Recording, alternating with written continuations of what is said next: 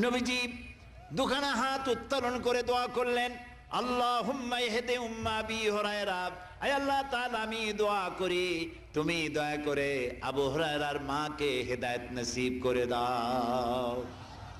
রাসূলুল্লাহ দোয়া করলেন আল্লাহ ওর মায়ের হেদায়েত করে দাও। হযরত আবু হুরায়রা রাসূলের মুখে দোয়া শুনে দিয়েছেন দৌড়। পিছন থেকে সাহাবীরা মনে করলেন আবু হুরায়রা দৌড়ায় কেন, জামা টেনে ধরছে পিছন থেকে। জিজ্ঞেস করলে আবু হুরায়রা দৌড়চ্ছ কেন, কোনো বিপদ হয়েছে নাকি? কয় না, কোনো বিপদ হয় নাই, আমাকে ছেড়ে দাও। কেন, কি হয়েছে? হযরত আবু হুরায়রা বলেন, সাহাবীরা আমাকে ছাড়ো, আমি দৌড়াইয়া বাড়ি গিয়ে দেখতে চাই। আমি আগে দৌড়াইয়া বাড়ি পৌঁছলাম, নাবি বাড়ি পৌঁছবার আগে আল্লাহ নবীর দোয়া আমার বাড়ি পৌঁছায়। সেই দুইটা জিনিসের কোনটা আমি দেখতে চাই।